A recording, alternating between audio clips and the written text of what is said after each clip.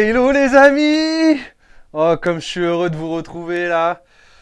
Déjà, on va commencer par une petite danse de la joie. Eh oui les amis, c'est ça. Oh la joie, la joie, la joie. La joie d'être en quart de finale! Quart de finale! Bon les amis, on redescend, on refait redescendre l'atmosphère là. Putain, je suis en joie, je suis en joie. Bam, bam, bam, bam.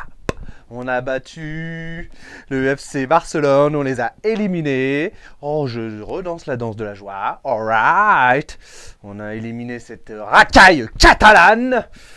Voilà, donc les amis, donc petit débrief sur l'élimination du Barça par mon club, ma vie. Je vais vous parler du match d'hier. Alors, petit débrief, on va commencer par les points négatifs. Bon, point négatif, bon déjà on a mal joué ce match, déjà on a terriblement mal joué, on s'est fait bouffer. Au milieu de terrain, Paredes, Marco étaient bizarrement pas dans leur match. Alors, ils rataient tout ce qu'ils entreprenaient, aucune passe juste, toutes les balles étaient rendues à l'adversaire. Bon, je les incrimine pas, voilà, on peut passer à côté d'un match. Voilà. C'est vrai que ce match-là, il fallait pas passer à côté, mais Marco revient d'une blessure. Paredes n'avait pas beaucoup joué ces derniers temps. Voilà. On les pardonne, évidemment. J'ai trouvé bon Gay, je l'ai trouvé bon, voilà. Voilà. On connaît ses limites, malheureusement. Mais voilà, au milieu de terrain, on s'est vraiment fait bouffer. Et on perd en plus Paredes pour le match aller des quarts de finale, vu qu'il s'est pris un jaune. Donc je pense que ça joue aussi sur son mental dans ce match-là, de ne pas pouvoir prendre de jaune, comme Marco d'ailleurs, parce qu'il était sous le coup d'une suspension. Donc je pense que tout ça mélangé au fait que se rappeler de la remontada, même si Paredes ne l'a pas vécu, Marco l'a vécu, c'était quand même ancré dans les têtes. Donc ça n'a pas joué. Et puis bon, le Barça a été bon aussi, il faut dire ce qui est. Défensivement, Kurzawa, catastrophique. Catastrophique, frérot. Catastrophique, mon gars. Pourtant, en plus, j'avais dit dans l'après-midi à mon pote, bisous yo-yo, Lévin revient bien et tout ça, il est en forme. Et là, qu'est-ce qu'il fait? Il nous provoque un penalty. Il se fait déborder par Dest, alors que Dest, d'habitude, est une pompe à vélo, c'est une pipe. Non, mais là, Lévin, tu peux pas. Vivement que Bernat revienne, parce que là, c'est plus possible. Florenzi, trop juste, trop juste. On l'a vu physiquement, c'était trop juste. Il revient aussi de blessure. Voilà, on l'a vu qu'il tenait pas le match. 40e, il était cramé déjà. Il aurait peut-être dû le sortir avant. Heureusement, ça ne nous a pas porté préjudice, mais bon. Devant, Mauro Icardi, fantomatique, mais bon, qu'est-ce qu'il pouvait faire? Il n'avait pas de ballon, il recevait pas beaucoup de ballons. Kiki, je vais pas lui en vouloir de ne pas être venu défendre, parce que toutes les courses qu'il a fait, honnêtement, c'est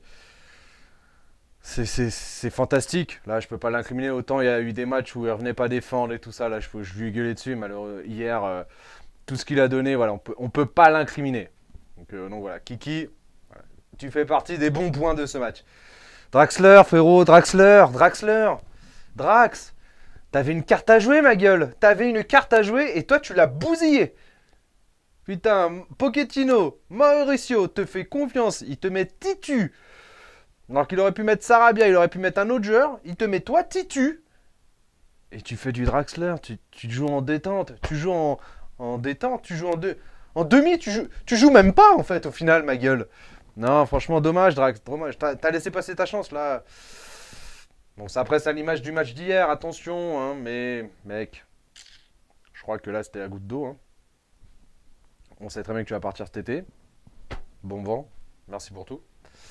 Et puis maintenant, les points positifs. Alors, je vais évidemment parler de Kiki, voilà, j'en ai déjà parlé, points positifs. Mais je vais parler de la charnière Marquis Kimpembe, voilà, qui est vraiment, on ose le dire, qui est une des meilleures charnières d'Europe.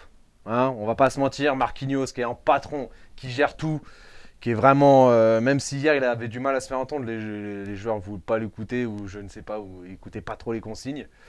Voilà, patron, Kimpembe, bon, cette saison il monte encore plus en puissance, donc voilà, ça m'a même pas étonné de son match.